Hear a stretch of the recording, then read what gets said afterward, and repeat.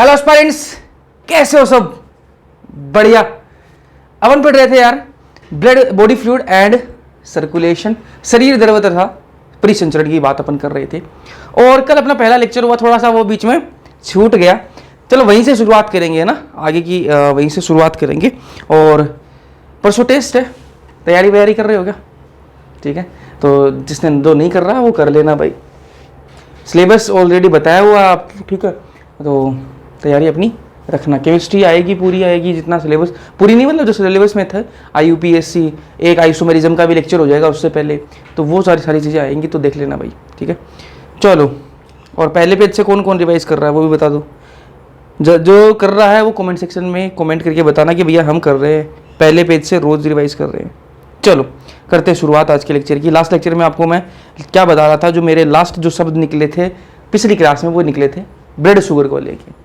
यार blood sugar जो है अपनी बॉडी के अंदर नॉर्मल लेवल ये है, ठीक है, 100 mg। अगर 100 mg से, ये यूनिट ध्यान में रखना भाई, ठीक है, अगर 100 mg से कम हुआ तो उसको कहेंगे हाइपोग्लाइसेमिया। अगर ब्लड शुगर लेवल कम होता है तो भी उसको हाइपोग्लाइसेमिया कहते हैं, और अगर ब्लड शुगर लेवल 100 mg से ज्यादा हो जाएगा तो उसको हाइपरग्लाइसेमिया कह देंगे। ठीक बात है। चलो अब बात करेंगे ब्लड कोलेस्ट्रॉल। ये सारे नाम तो आपने सुनी रखे हैं ना, शुगर, ब्लड शुगर है ना, किसी की भाई शुगर बढ़ गई, कोलेस्ट्रॉल बढ़ गया इसका, तो है ना, तो ये तो अपन सुनते हैं ना।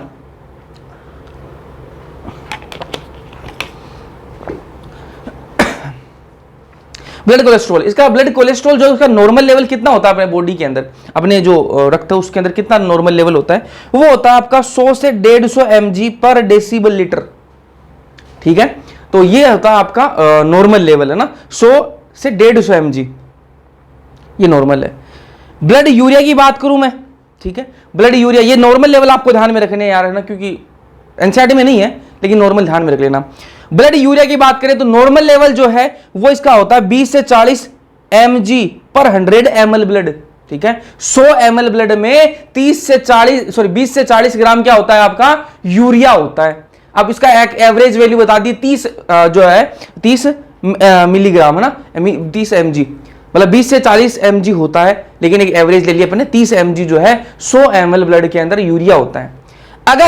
अगर रक्त में यूरिया बढ़ जाए, ठीक है, यदि रक्त में यूरिया बढ़ जाए, भाई नॉर्मल तो 30 mg पर 100 ml ब्लड होता है, लेकिन अगर यही यूरिया 100 ml ब्लड के अंदर 30 से बढ़ के 50 mg पहुंच जाए तो उस कंडीशन को क्या कहेंगे, उस कंडीशन को कहेंगे यूरेमिया।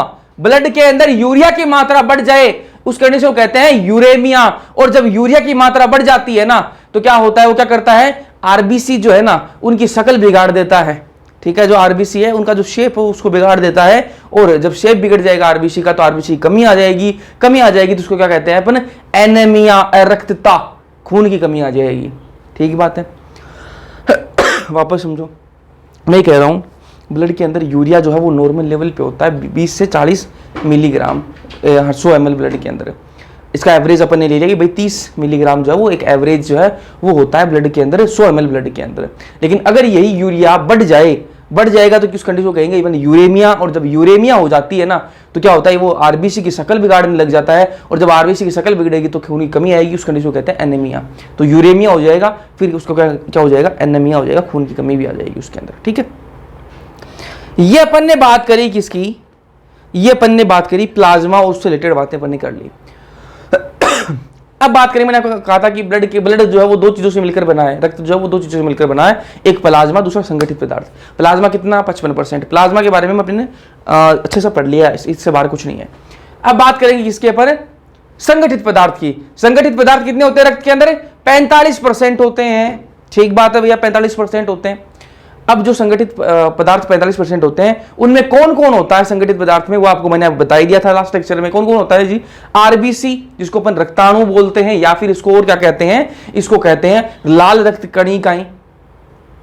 ठीक है, उसके बाद मैंने आपको बताया था WBC, व्हाइट ब्लड सेल्स बोल दो, या फिर इसको श्वेत रक्त कोशिकाएं बोल दो, या फिर श्वेताणु बोल दो। उसके बाद मैंने आपको बताया प्लेटलेट्स, उसको थ्रोम्बोसाइट बोलते हैं इंग्लिश में ना, प्लेटलेट्स में इंग्लिश का ये, थ्रोम्बोसाइट अपनी बायोलॉजी की भाषा में इसको थ्रोम्बोसाइट इसका दूसरा नाम है। ठीक है, चलो अब अपन एक एक के बारे में बात करेंगे। पहले लाल रुधिर कणिका की, फिर श्वेताणु, फिर पट्टिकाणु। पट्टिकाणु क्या, प्लेटिलेट्स को बोलते हैं पट्टिकाणु हिंदी में, ठीक है।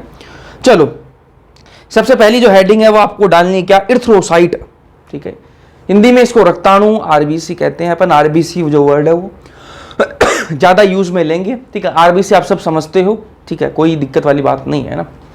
तो इर्थ्रोसाइट, इसका दूसरा नाम क्या है, इर्थ्रोसाइट। ये वर्ड भी ध्यान में रखना, क्योंकि जब आपको क्वेश्चन पूछेगा तो वो आरबीसी से नहीं पूछेगा ना, क्योंकि आरबीसी सबको पता है क्या होती है आरबीसी, लेकिन वो क्वेश्चन किस नाम से देगा आपको, इर्थ्रोसाइट देगा। ऑप्शन में, क्वेश्चन में जब भी देगा आपको इर्थ्रोसाइट देगा, तो आपको पता होना चाहिए इर्थ्रोसाइट किसका दूसरा नाम है, आरबीसी को ही इर्थ्रोसाइट भी कहते हैं, ठीक बात है।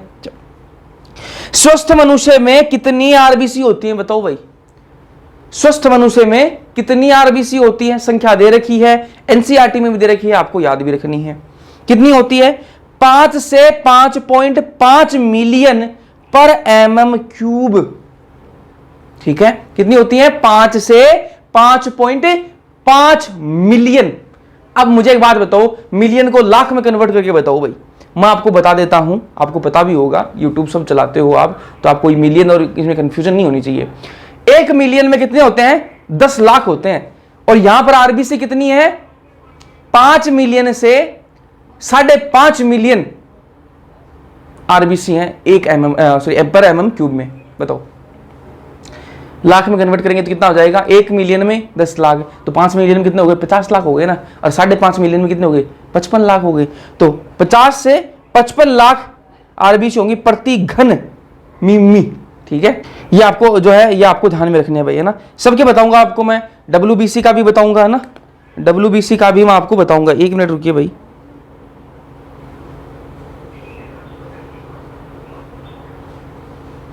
ठीक है,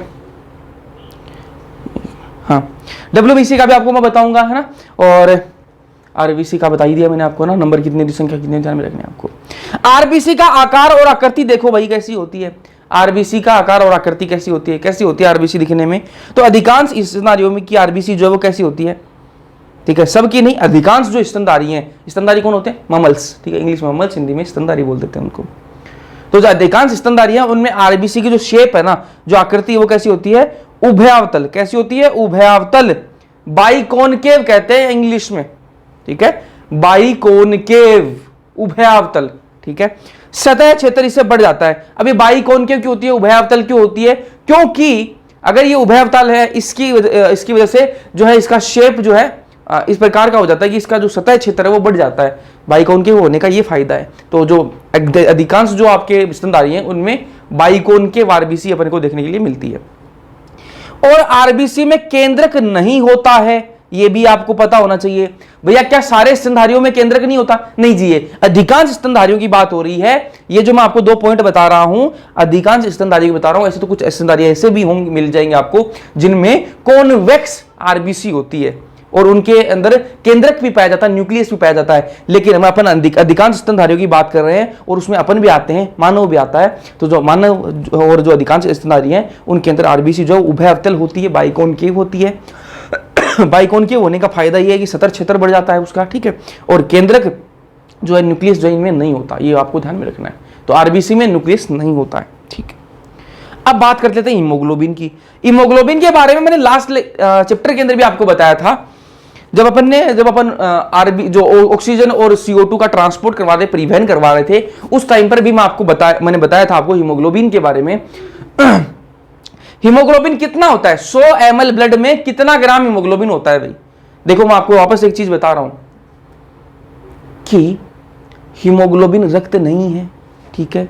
रक्त जो है वो 2 चीजों से मिलकर बना, प्लाज्मा 55% और 45% संगठित पदार्थ। और उस 45% में भी आरबीसी है, डब्ल्यूबीसी है, प्लेटिलेट्स है। और आरबीसी के अंदर क्या होता है, हीमोग्लोबिन होता है। समझ में आई बात है, ठीक है। तो रक्त जो है वो पूरा, आप ऐसा नहीं बोल सकते भाई हीमोग्लोबिन ही रक्त है, नहीं, ऐसा एक गलत बात हो जाएगी ना।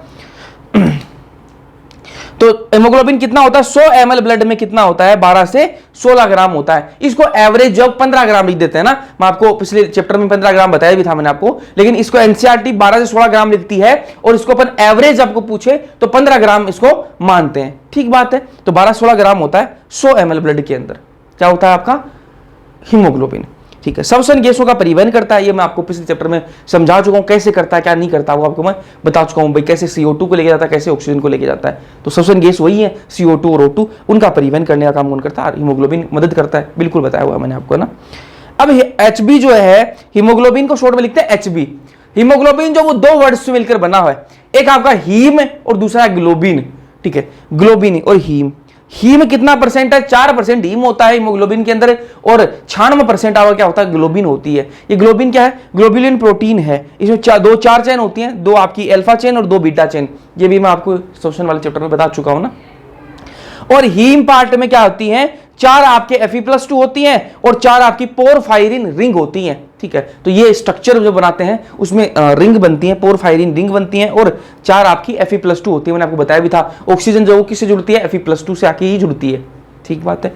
चलो, ये मोटा मोटा आइडिया मैंने दे रखा है ना। आपको डीप में जाके हीमोग्लोबिन का स्ट्रक्चर नहीं पढ़ना है कि भाई पोरफायरिन रिंग क्या होती है, नहीं पूछेगा आपको ये ना, बस आपको आइडिया होना चाहिए, ठीक बात है। जितना पूछा जा रहा है एग्जाम्स के अंदर अपन को उतना ही पढ़ना चाहिए भाई, वरना एग्जाम क्लियर करने से मतलब है ना, बाकी सीख तो अपन MBBS में भी लेंगे ना बाद में, ठीक है। चीज़ें सीखने के लिए MBBS कॉलेज है, वहाँ पर डॉक्टरी करनी है आपको। नीट से पहले अभी प्रिपरेशन में डॉक्टरी नहीं करनी है ना, अभी सिर्फ इतना फोकस करना है कैसे ना कैसे यार एग्जाम निकल जाए बस, ठीक है। अभी नॉलेज के लिए मत पढ़ो भाई कि नॉलेज लेना है मेरे को तो अभी सारी कुछ जाननी है, हीमोग्लोबिन में क्या होता है मेरे को सारी, अरे भाई फिर मेडिकल कॉलेज में क्या करेगा, ठीक है। ये यहाँ जान लेगा तो भी कोई मतलब नहीं उस नॉलेज का, है ना।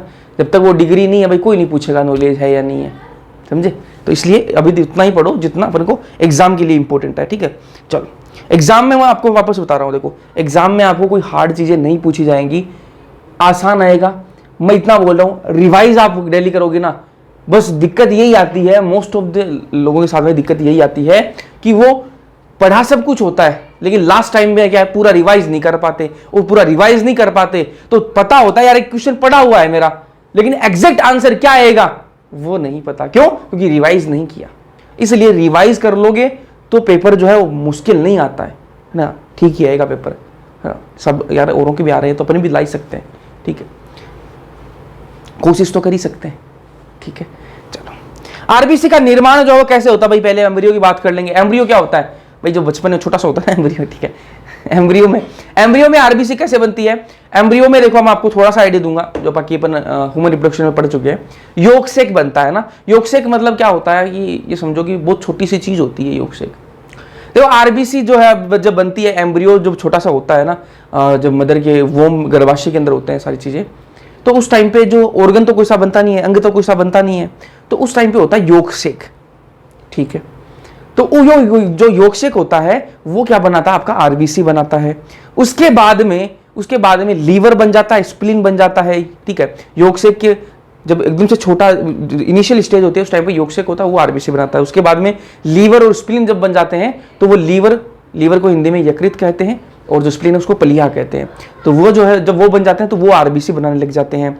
और फिर जब वो एडल्ट हो जाता है ना, तो उसकी जो लाल अस्थि मज्जा है, ठीक है, जो रेड बोन मेरो है वो बनाने लग जाता है। तो आपको पता होना चाहिए, जो एम्ब्रियो है उसके अंदर, एम्ब्रियो के अंदर, भ्रूण के अंदर कौन बनाता है आरबीसी? कौन बनाता है? योगसेक, याद रख लो। और लीवर, और बाद में पहले योगसेक फिर लीवर और स्प्लीन बनाने लग जाते हैं।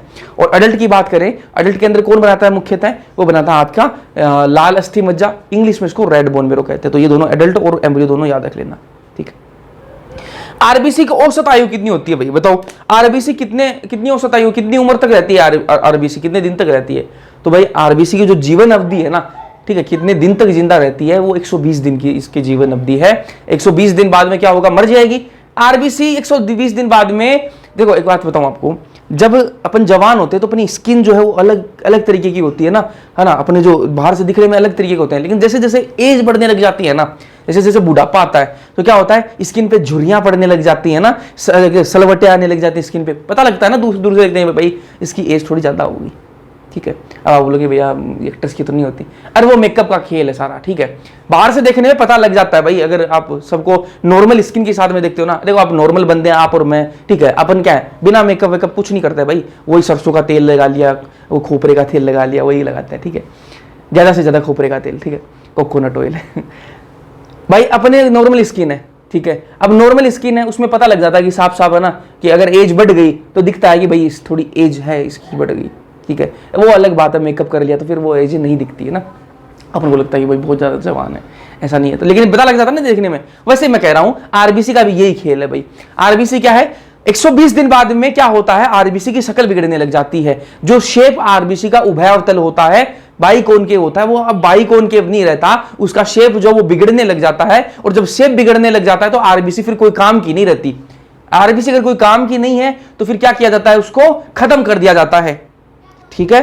उसको क्या कर दिया जाता है, खत्म कर दिया जाता है कि भैया अब तू कोई काम की नहीं रही, अब तेरे को मार दिया जाएगा। जैसे यार मैंने ये कोई फिल्म देखी या फिर मेरे को स्टोरी अपने आप ही आ गई, पता नहीं मुझे, लेकिन मैंने कहीं सुना है कि किसी एक देश में बूढ़े लोगों को पहले मार दिया जाता था, कि जैसे वो लोग बूढ़े हो जाते थे उनको मार दिया जाता, पता नहीं मुझे है या नहीं। मान लो अपनी बना लेते हैं स्टोरी कि कोई एक देश है भाई, उसमें बूढ़े लोग जैसे हो जाते हैं, वो कोई काम और धाम नहीं कर सकते तो उसको मार दिया जाता है, ठीक है।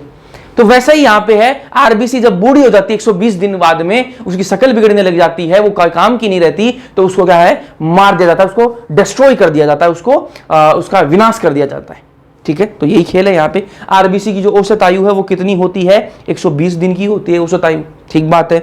120 दिन के बाद में क्या होता है, प्लीहा में मैक्रोफेज द्वारा आरबीसी का विनाश हो जाता है। प्लीहा में कहां पे होता है, प्लीहा में। प्लीहा को इंग्लिश में क्या कहते हैं जी, स्प्लीन कहते हैं। लिख देता हूं मैं, इंग्लिश वाला वर्ड भी है ना। प्लीहा को इंग्लिश में क्या कहते हैं, स्प्लीन, ठीक है। तो 120 दिन के बाद में क्या होगा, इसकी शक्ल बिगड़ने लग जाएगी। 120 दिन तक ये जीवन अवधि है इसकी।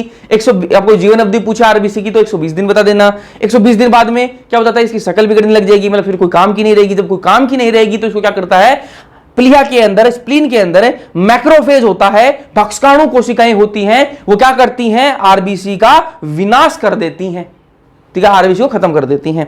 इनको लाल रक्त कणिकाओं की कब्रिस्तान कहते हैं। किसको कहते हैं, प्लीहा को। आपको पूछे कि लाल रक्त कणिकाओं का कब्रिस्तान किसे कहा जाता है तो बोल देना स्प्लीहा को कहा जाता है। सॉरी स्प्लीहा बोल दिया मैंने, स्प्लीन या फिर प्लीहा है ना, हिंदी में प्लीहा, इंग्लिश में स्प्लीन, दोनों को मिला के स्प्लीहा कर दिया मैंने, ठीक है। चलो तो एक बार मैं वापस बोल देता हूं, बाकी नॉर्मल बातें। आरबीसी की औसत आयु कितनी है भाई, 120 दिन। 120 दिन बाद में क्या होगा, उसकी शक्ल बिगड़ने लग जाएगी, उसका शेप खराब होने लग जाएगा। जब शेप खराब होने लग जाए तो काम की नहीं है। काम की जब नहीं है तो क्या किया जाएगा उसके साथ में, वो उसको जो स्प्लीन जो है, प्लीहा जो है, उसके अंदर मैक्रोफेज है, वो मैक्रोफेज क्या करेंगे, उस आरबीसी का विनाश कर देंगे। और विनाश कर देंगे इसीलिए जो स्प्लीन है, जो प्लीहा है, उसको क्या कहते हैं, लाल रक्त कणिकाओं का कब्रिस्तान कहा जाता है, क्योंकि वहां पर आरबीसी जो है उनको खत्म कर दिया जाता है, ठीक बात है। चलो आगे चलते हैं। अब आरबीसी में और क्या बवाल है भाई, आरबीसी में ग्लाइकोलाइसिस के लिए ग्लाइकोलाइसिस के एंजाइम मौजूद होते हैं, ग्लाइकोलाइसिस के एंजाइम मौजूद होते हैं। उसके अलावा एपचे कैटाबोलिज्म होता है आरबीसी के अंदर, ठीक है। आरबीसी के अंदर और क्या क्या होता है, एक तो ग्लाइकोलाइसिस के एंजाइम आपको मिलेंगे, उसके अलावा आरबीसी के अंदर कैटाबोलिज्म चलता रहता है, जिसको हिंदी में अपचय कहते हैं। मैंने आपको बताया भी था, रोबोटिक में बताया भी था मैंने आपको कि मेटाबॉलिज्म जो है वो दो चीजों से मिलकर है, एनाबोलिज्म और कैटाबोलिज्म, ठीक है। एनाबोलिज्म का मतलब कोई चीज बन रही है और कैटाबोलिज्म का मतलब कोई चीज टूट रही है। जैसे ग्लूकोज को अपन तोड़ रहे हैं वो क्या है, कैटाबोलिज्म है, और कुछ नई चीज बन रही है वो क्या, एनाबोलिज्म है। तो यहाँ पर जो है अपचय घटना चलती रहती है, किसके अंदर, आरबीसी के अंदर, है ना। आरबीसी यार कोशिका तो है ही, ठीक है। तो उस कोशिका के अंदर एंजाइम भी है, कौन सा, ग्लाइकोलाइसिस के जो एंजाइम है वो है। अपचय कैटाबोलिज्म की घटना चलती रहती है। उसके अलावा ये जो आरबीसी वो क्या करती है, वायवीय सब्शन करती है, एरोबिक रेस्पिरेशन करती है। एरोबिक रेस्पिरेशन होता है इसके अंदर, वायवीय सब्शन करती है। तो ये मैंने आपको बता दिए, वापस बोल रहा हूं, आरबीसी के अंदर ग्लाइकोलाइसिस के एंजाइम होते हैं, बार बार मैं रिपीट कर रहा हूं, ग्लाइकोलाइसिस के एंजाइम होते हैं और वायवीय सब्शन चलता है इसके अंदर। उसके अलावा जो है इसके अंदर कैटाबोलिज्म होता है, ठीक है। आगे चलते हैं। ये यहाँ पे अपनी आरबीसी जो है वो खत्म हो गई, ठीक है। अब बात करेंगे अपन डब्ल्यूबीसी की, जिसको दूसरा नाम जो है जिसका क्या होता है, ल्यूकोसाइट, और हिंदी में इसको श्वेताणु कहते हैं। क्या कहते हैं, श्वेताणु, ठीक है। एक बार पानी पी लूं मैं, ठीक है। ल्यूकोसाइट डब्ल्यूबीसी का ही दूसरा नाम है।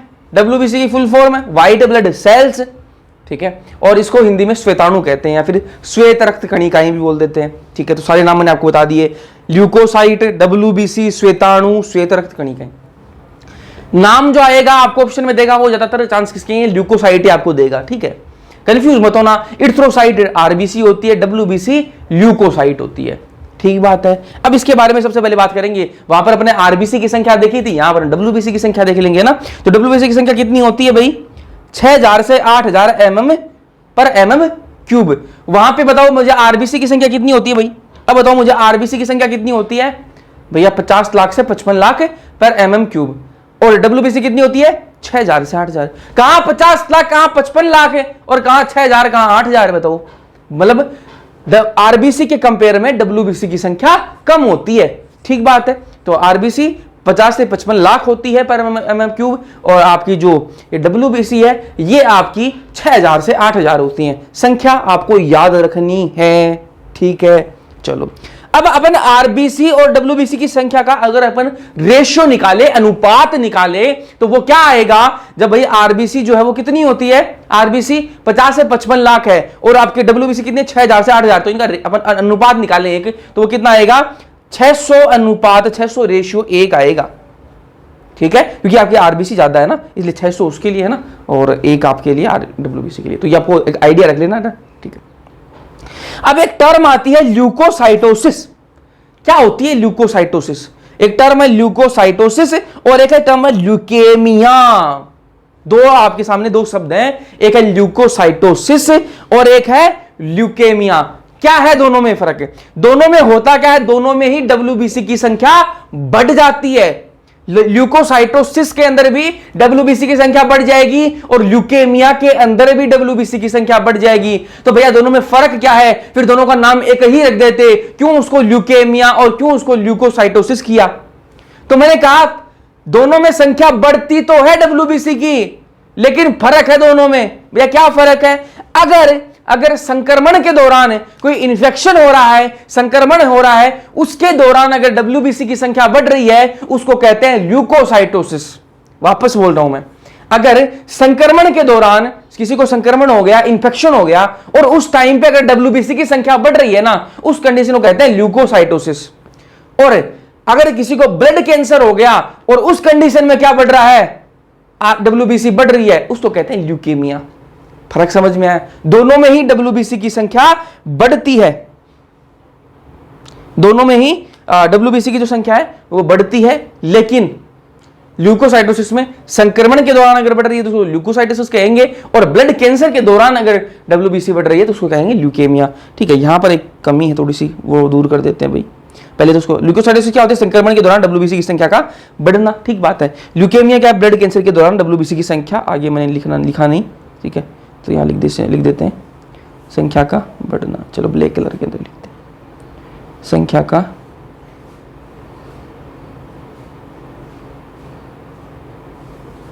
बढ़ना, ठीक बात है क्या। तो ल्यूकेमिया क्या होता है, ब्लड कैंसर के दौरान डब्ल्यूबीसी की संख्या का बढ़ना ल्यूकेमिया, और संक्रमण के दौरान डब्ल्यूबीसी की संख्या का बढ़ना ल्यूकोसाइटोसिस। फिर एक टर्म आती है डायापिडेसिस, टर्म आती है क्या, डायापिडेसिस, हिंदी में इसको कहते हैं कणिका पारण। ठीक है, अभी क्या होता है यार, थोड़ा सा समझा देता हूं मैं आपको, ध्यान से देखना भाई। ये कणिका पारण डायापिडेसिस क्या होता है,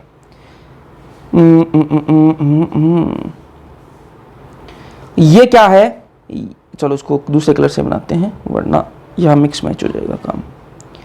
ये क्या है जी, रक्तवाहिका है, क्या है, रक्तवाहिका। इसमें क्या बह रहा है, रक्त बह रहा है, इसमें क्या बह रहा है, रक्त तो बह ही रहा है, बिल्कुल भैया रक्त तो बहेगा ही इसमें, ठीक है। और रक्त के अलावा क्या जा रहा है इसमें, ये तो आरबीसी होगी, आरबीसी के अंदर क्या है, और क्या है इसमें, डब्ल्यूबीसी भी तो है ना, ये जो मैंने ब्लू कलर में बना हुआ क्या है, डब्ल्यूबीसी है, बिल्कुल।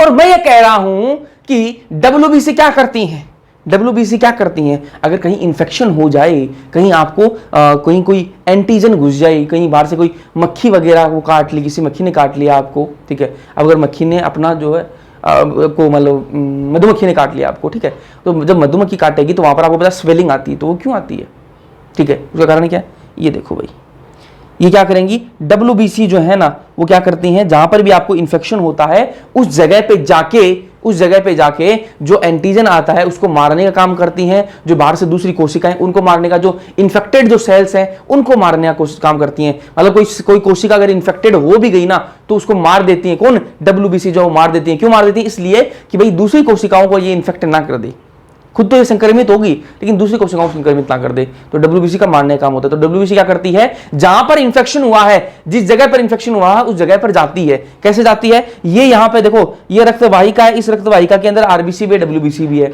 तो WBC क्या करेगी, इस रक्त वाहिका से यहां से बाहर निकलने लग जाएगी, इससे बाहर निकल के आ जाएगी, ठीक है। और मान लो यहां पर इंफेक्शन है, इस जगह पे आ जाएगी, ठीक है। इसी को क्या कहते हैं, डायापेडेसिस। तो ये जब निकलती है, बाहर निकलती है, तो चलती किस हिसाब से है, अमीबा जैसे चलता है ना, अमीबा जैसे चलता है उस हिसाब से ये चलती है, ठीक है। तो डायापेडेसिस क्या होता है, WBC का अमीबीय चलन। अमीबीय चलन मतलब अमीबा की तरह चल के आती है, अमीबीय चलन के साथ रक्त वाहिका से बाहर आना, ठीक है। रक्त वाहिका से बाहर आती है, किसी कैसे, कौन सा चलन, अमीबीय चलन के साथ में, ठीक है। तो डायापेडेसिस क्या होता है आपको पता भी लग गया होगा, और इसी की वजह से आपको सूजन वगैरह, और जहां पर भी कुछ काट लेता है आपको वहां पर रेडनेस है, लाल लाल आपको दिखाई देगा, ठीक है। आपको वहां से जो आपकी स्किन है वो पूरी लाल हो जाती है, और उसके अलावा सूजन आ जाती है वहां पे, ठीक है। तो डायबिटीज क्या है, कणिका पारण कहते हैं इसको। तो WBC का अमीबीय चलन के साथ में, WBC जो है वो अमीबा जैसे चलता है, उस हिसाब से चल के जो आपकी रक्त वाहिका है उससे बाहर निकल जाती है, रक्त वाहिका से बाहर आना। देखो ये रक्त वाहिका तो उससे जा रही थी, ये उससे बाहर निकल के बाहर आ गई। कैसे चल के आएगी, ये अमीबा की तरह चल के आएगी। इसको क्या कहते हैं, डायबिटीज, नाम याद रख लेना। अब बात करेंगे WBC की जीवन अवधि कितनी है भाई। RBC की जीवन अवधि एक बार वापस बताना मुझे जल्दी से, कितनी होती है भैया, 120 दिन। WBC की जीवन अवधि 12 से 20 दिन के आसपास है ना। आपको यार कुछ जगह पर अलग भी मिल सकती है ये, लेकिन 12 से 20 दिन जो है आप ध्यान में रखना, ठीक है। आपको और कुछ काफी जगह पर अलग भी मिल सकती है, ठीक है। तो 12 से, NCERT में नहीं है, लेकिन 12 से 20 दिन आप याद रखो, ठीक है। तो WBC की जीवन अवधि कितनी है, 12 से 20 दिन। चलो अब बात करेंगे ल्यूकोसंवेदनों के प्रकार। WBC जो ल्यूकोसाइट है उसके प्रकार कितने, 2 प्रकार की होती है WBC। जो WBC है, जो आपकी श्वेताणु है, ल्यूकोसाइट है, वो 2 प्रकार के होते हैं भैया। कौन कौन से प्रकार हैं, एक होता है एग्रेनुलोसाइट, एक होता है ग्रेनुलोसाइट, ठीक बात है।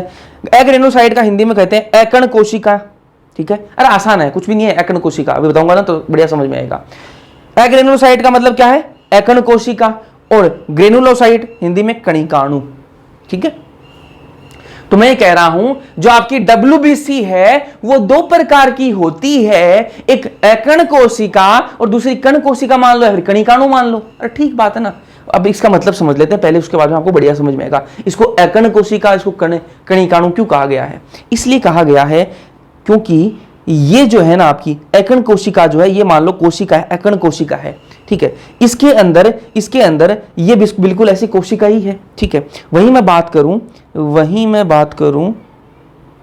एक मिनट, वहीं मैं बात करूं कणिकाणु की, तो इसमें जो है अंदर जो है आपको जो है कणिका भरी हुई दिखाई देंगे। देखो ऐसे, इसके कोशिका द्रव्य में आपको जो कणिका है वो भरे हुए दिखाई देंगे। इसमें आपको कुछ भी ऐसा नहीं दिखाई नहीं देगा, और इसके अंदर दिखाई देंगे।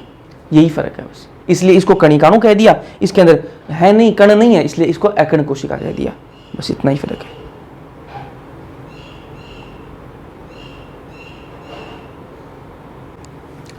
तो ये एकण कोशिका और कणिकाणु में इतना ही फर्क है। एक में जो कोशिका जो है उसके अंदर आपको कण मिलेंगे तो उसको कणिकाणु कह दिया, एक में आपको कण नहीं मिलेंगे इसलिए उसको एकण कोशिका कह दिया।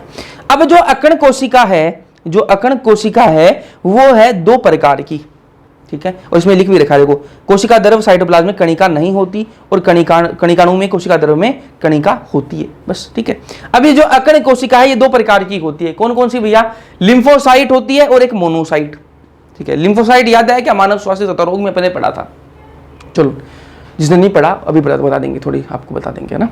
तो लिम्फोसाइट होता है और एक मोनोसाइट होती है, ठीक बात है। और जो कणिकाणु है ना वो 3 प्रकार की होती है भैया। कौन कौन सी, इयोसिनोफिल, बेसोफिल और न्यूट्रोफिल, ठीक है। नाम ऐसे के ऐसे याद रखने, कोई हिंदी कोई इंग्लिश नहीं है, नाम ऐसे के ऐसे याद रखने, ठीक है। यही हिंदी है, यही इंग्लिश है। चलो मैं वापस बोल रहा हूं, क्या ये पूरा फ्लो चार्ट आपको याद रखना है। श्वेताणु जो होते हैं आपके, WBC जो होते हैं, ल्यूकोसाइट जो होते हैं, वो 2 प्रकार के होते हैं। एकण कोशिका जिसको इंग्लिश में एग्रेनुलोसाइट कहते हैं, और दूसरी जो प्रकार की जो WBC है वो क्या आपकी ग्रेनुलोसाइट, जिसको अपन कणिकाणु कहते हैं। एकण कोशिका का मतलब है उसके जो कोशिका द्रव्य है, जो साइटोप्लाज्म है, उसके अंदर आपको कण नहीं मिलते हैं, और जो कणिकाणु है उसके अंदर आपको जो उसका जो कोशिका द्रव्य है उसके अंदर कण जो है वो मिलते हैं, ठीक बात है।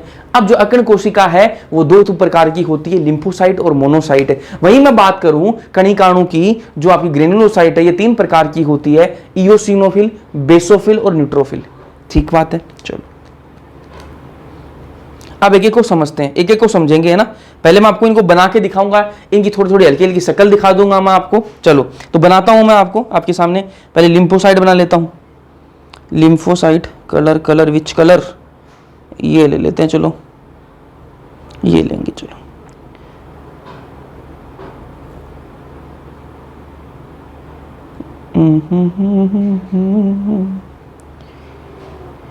तुझको ना देखूं तो जी घबराता है, देख के तुझको दिल को मेरे।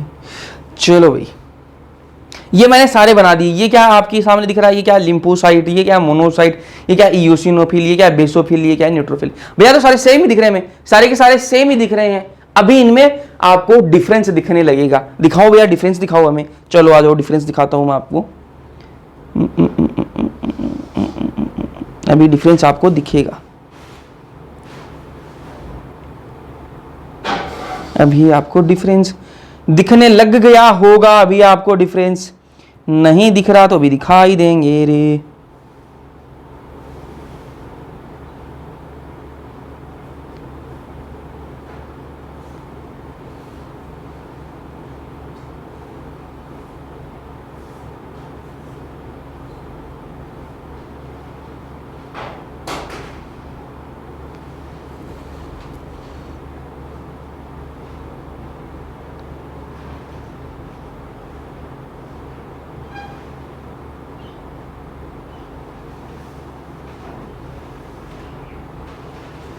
ठीक है, अब आपको इनमें डिफरेंस दिख रहा है क्या? बिल्कुल भैया दिख रहा है, लेकिन अभी भी ये पूरी तरह से सही नहीं बना है। क्यों नहीं बना है अभी बताऊंगा आपको।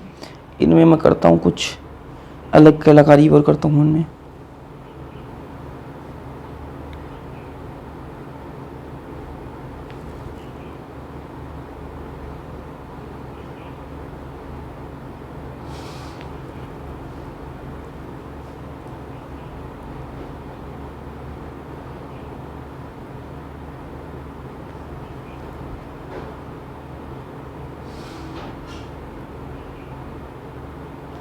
चलो अब ठीक है, अब आप ध्यान से देखना।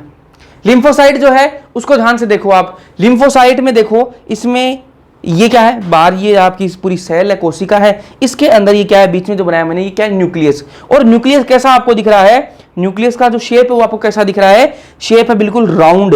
कैसा शेप का है, राउंड शेप का, राउंड शेप, गोलाकार कैसे कर सकते हैं इसको, है ना, गोलाकार। ठीक है, तो लिम्फोसाइट का जो शेप है, न्यूक्लियस का शेप है, कैसा है, राउंड शेप का है। वही मैं बात करूं जो मोनोसाइट है, इसका शेप कैसा है, न्यूक्लियस का, इसके केंद्रक का जो शेप है वो कैसा है, इसके केंद्रक का शेप है किडनी शेप। कैसा है, किडनी शेप, किडनी शेप का है ना। इसका जो न्यूक्लियस है, इसका जो केंद्रक है वो किस शेप का है, किडनी शेप का है। वही मैं बात करूं इयोसिनोफिल की, इयोसिनोफिल आपको कैसा दिख रहा है भाई, हेडफोन जैसा नहीं दिख रहा क्या, देखो सिर पे वाला कहते हैं ना हेडफोन, है ना, वैसा नहीं दिख रहा आपको ये। ठीक है, वैसा ही दिख रहा है ना। ये कैसा है, बाइलोब्ड शेप का है ना। कैसा है, बाइलोब्ड, बाइलोब। बाइलोब क्यों कहा इसको, देखो ये एक, ये दो लोब है यहाँ पे, इसलिए इसको कहते हैं बाई मतलब दो, है ना, तो बाई लोब्ड है ये। इसको हिंदी में कहते हैं अपन द्विपालित है। कैसा है, द्विपाली। लोब को हिंदी में कहते हैं पाली। ये एक पाली, ये दो पाली, तो क्या हो गया, द्विपाली, है ना। क्या हो गया, द्विपाली। तो हिंदी में लिख देता हूं द्विपाली। ठीक है, फिर अगला देखो, इसमें देखो एक पाली, दो पाली और तीन पाली, ये क्या हो गया, ट्राइलोब्ड हो गया ना, है ना, ये हो गया आपका ट्राइलोब्ड।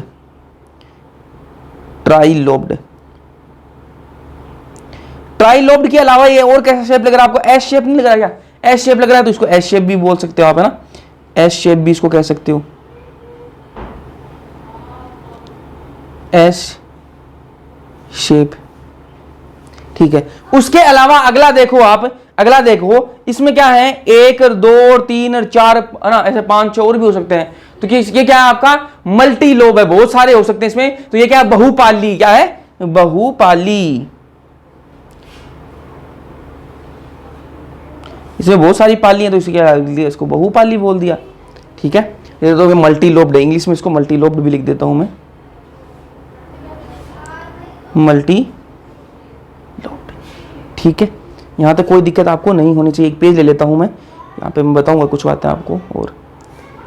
ठीक है, तो ये आपको ये पता होना चाहिए, लिम्फोसाइट, मोनोसाइट, इओसिनोफिल, बेसोफिल और न्यूट्रोफिल, ये आपकी हैं WBC के प्रकार मान लो ना। तो WBC के तो दो ही प्रकार हैं आपके, एकर्ण कोशिका और कणिकाणु। एकर्ण कोशिका के 2 प्रकार हैं और आपके जो कणिकाणु है इसके 3 प्रकार हैं। नाम आपको पता होने चाहिए।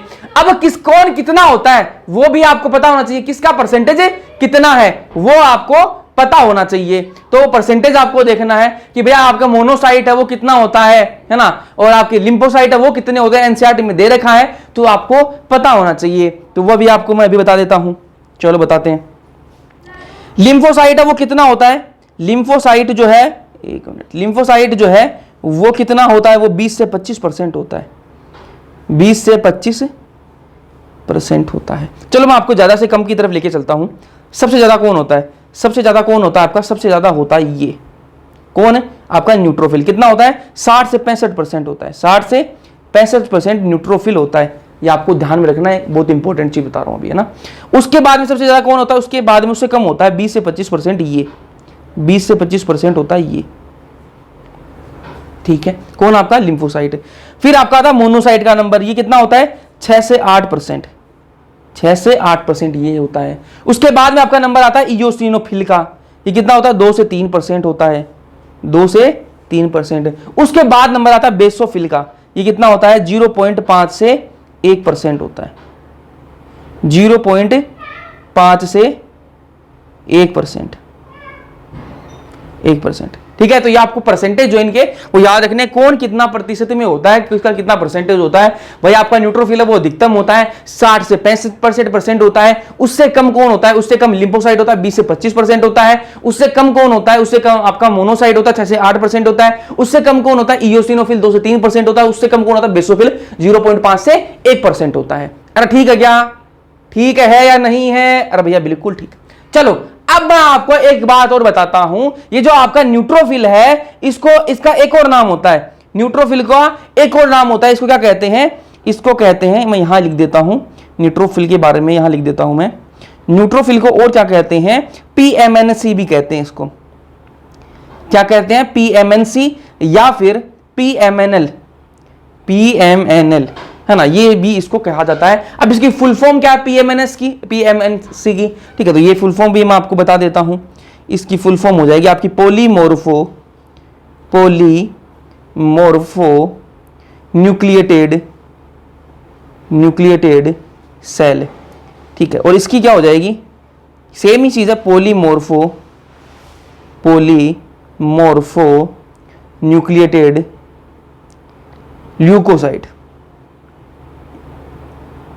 ल्यूकोसाइट। तो इन नामों से भी न्यूट्रोफिल जो है आपको पूछा जा सकता है ना, तो ये नाम आपको पता होने चाहिए। अब इसको पोलीमोर्फो क्यों कहा गया है, पोलीमोर्फो का मतलब, पोली का मतलब बहु, ठीक है, मतलब एक से अधिक, है ना, और मोर्फो का मतलब इसके अलग अलग दिखेगा, अलग अलग, मोर्फोलॉजी मतलब बाहर से दिखावट, है ना। तो पोलीमोर्फो अलग अलग, मोर्फो मतलब बाहर से जो दिखेगा वो, और न्यूक्लिएटेड मतलब केंद्रिक, है ना। तो आपको इसके अंदर जो केंद्रक जो है आपका, केंद्रक जो इसमें देखिए बहुपाली अलग अलग संरचनाएं आपको देखने के लिए मिलेंगी, इसलिए क्या कह दिया इसको, पोलीमोर्फो न्यूक्लिएटेड सेल या फिर पोलीमोर्फो न्यूक्लिएटेड ल्यूकोसाइट इसको कह दिया गया है। अब इनके फंक्शन की बात करें, तो जो आपका जो न्यूट्रोफिल है इसका फंक्शन क्या है, न्यूट्रोफिल का फंक्शन मैं यहां लिख देता हूं, उसके बाद अपन अलग अलग करेंगे ना इनको। न्यूट्रोफिल का फंक्शन क्या है, न्यूट्रोफिल का फंक्शन है फेगोसाइटोसिस, भक्षकाणु, है ना। इसका फंक्शन क्या है,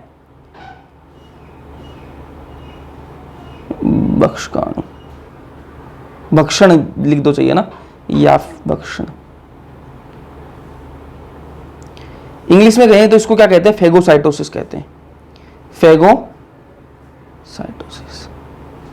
ठीक है, ये क्या कहते हैं, मतलब अगले को मारी खा जाएंगे ना। चलो अगले एक और है जो है आपकी, इसका भी क्या है, आपका जो मोनोसाइट है इसका फंक्शन भी यही है, आपका भक्षण फंक्शन, इसका कार्य भी यही है, क्या है, भक्षण, फेगोसाइटोसिस, साइटोसिस। ठीक है, तो ये मैंने आपको इनकी फंक्शन बता दी। किस किस से बता दिया मैंने आपको? मोनोसाइट के जो फंक्शन है वो मैंने आपको बता दिया। देखो क्या क्या बताया मैंने आपको। लिम्फोसाइट जो है इसका कितना परसेंट होता है? 20 से 25% है ना। और इसके जो किडनी राउंड शेप का इसका केंद्रक होता है, ये मैंने आपको बता दिया। इसमें की जो कोशिका द्रव्य है उसमें कण नहीं होते। वही मैं बात करूँ मोनोसाइट की, उसके कोशिका द्रव्य में भी कण नहीं होते, लेकिन इसका जो केंद्रक है वो कैसा किडनी शेप का है। वही मैं बात करूँ इसका परसेंटेज कितना है, तो वो 6 से 8% होता है। उसके अलावा मैंने आपको क्या बताया? उसके अलावा मैंने आपको बताया कि इसका फंक्शन जो है क्या है? भक्षण का काम है। ठीक है, और उसके अलावा मैंने आपको इओसिनोफिल के बारे में बता दिया। मैंने आपको 2 से 3% होता है। बाइलोब्ड इसका क्या है? न्यूक्लियस है, द्विपाली है। ठीक है, बेसोफिल के बारे में ट्राइलोब्ड बता दिया मैंने आपको, 0.5 से 1% होता है ये। ठीक है, न्यूट्रोफिल के बारे में, इसके बारे में मैंने ये बातें आपको बता दी। इसका फंक्शन क्या है? वही भक्षण फेगोसाइटोसिस। तो मैंने फंक्शन जो कार्य जो है वो मैंने आपको 2 के बताए हैं, न्यूट्रोफिल और मोनोसाइट के। बाकी के कार्य मैं आपको आगे बताता हूं, आगे अपन एक एक को करेंगे। ठीक है, तो एक एक का कार्य बताता हूं। सबसे पहले बात करेंगे लिम्फोसाइट की। देखो 2 के कार्य मैंने आपको बता दिए हैं, मोनोसाइट का कार्य मैंने आपको बता दिया, न्यूट्रोफिल का कार्य बता दिया। ये पढ़ क्या रहे हैं अपन? WBC पढ़ रहे हैं। WBC के 2 प्रकार थे और उन 2 प्रकार में से भी उनके एक के 2 प्रकार, एक के 3 प्रकार है। जो आपकी एकन कोशिका थी उसके आपके 2 प्रकार थे, लिम्फोसाइट और मोनोसाइट, और जो कणिकाणु थी उसके 3 प्रकार थे, इओसिनोफिल, बेसोफिल, न्यूट्रोफिल। ठीक है, उन्हीं को पढ़ रहे हैं। न्यूट्रोफिल का मैंने आपको सारी का जो काम काज वो बता दिया मैंने, मोनोसाइट का सारा काम काज बता दिया। अब एक की बात करेंगे, इसकी लिम्फोसाइट की बात करेंगे, फिर बेसोफिल की बात करेंगे, इओसिनोफिल की बात करेंगे। पहले बात करेंगे लिम्फोसाइट की, तो हेडिंग डाल लेते हैं लिम्फोसाइट। तो लिम्फोसाइट आप सबको पता है कितने प्रकार की होती है? 2 प्रकार की होती है भैया। लिम्फोसाइट कितने प्रकार की होती है? 2 प्रकार की होती है। एक होती है टी लिम्फोसाइट और एक होती है बी लिम्फोसाइट। मानव स्वास्थ्य तथा रोग में मैंने आपको ये बताया भी था। ठीक है, बी लिम्फोसाइट और टी लिम्फोसाइट के बारे में मैं बढ़िया से बता चुका हूं आपको, है ना। और आपको अगर आपने पढ़ा है वो चैप्टर मेरे से तो आपको वो याद आएंगे दिन। कौन से? बी लिम्फोसाइट और टी लिम्फोसाइट वाले दिन आपको अभी याद आने वाले हैं। दिलाओ भैया, याद दिला दो हमें। बी लिम्फोसाइट, टी लिम्फोसाइट अभी दिलाता हूं। देखो, तो लिम्फोसाइट जो वो 2 प्रकार के होते हैं, एक टी लिम्फोसाइट और एक बी लिम्फोसाइट। ठीक है, टी लिम्फोसाइट के बारे में बात करते हैं। टी लिम्फोसाइट के अंदर 4 प्रकार की आपको कोशिकाएं देखने के लिए मिलेंगी, 4 प्रकार की आपको सेल्स देखने के लिए मिलेंगी। कौन कौन सी सेल्स हैं उनके बारे में भी बात करते हैं। जो टी लिम्फोसाइट के अंदर आपको, टी लिम्फोसाइट के बारे में अंदर आपको 4 प्रकार की सेल्स मिलेंगी। पहले आपको मिलेगी TH cell. TH cell, TH cell का मतलब क्या है? टी का मतलब टी लिम्फोसाइट और एच का मतलब है हेल्पर। ये क्या? हेल्प करने का काम करती है। बताया था मैंने, डिटेल में बता चुका हूं। कहां पे? ह्यूमन हेल्थ एंड डिजीज के अंदर। तो टीएच सेल जो है वो हेल्पिंग का काम करती है, हेल्प करने का काम करती है। ठीक बात है। तो ये क्या करती है? इसका काम देख लो, थोड़ा सा लिख देते हैं इसके बारे में भी, है ना। ये क्या करती है? बी और टी सेल माध्यित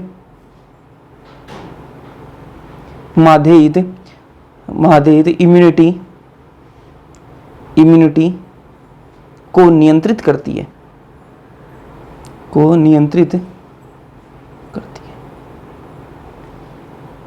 ठीक है। तो चाहे वो बी सेल माध्यित जो इम्यूनिटी हो, चाहे वो टी सेल माध्यित इम्यूनिटी हो, दोनों क्या करेगी? ये क्या करेगी? कंट्रोल करेगी, है ना। तो मतलब टी लिम्फोसाइट की भी हेल्प करती है और बी लिम्फोसाइट की भी हेल्प करती है, उनको कंट्रोल करने का काम करती है। ठीक है, टीएच सेल आपकी, है ना। फिर अगली है होती है इसके अंदर, टी लिम्फोसाइट के अंदर एक होती है टीके सेल। कौन सी? टीके सेल। पहली है आपकी टीएच सेल, दूसरी है टीके सेल।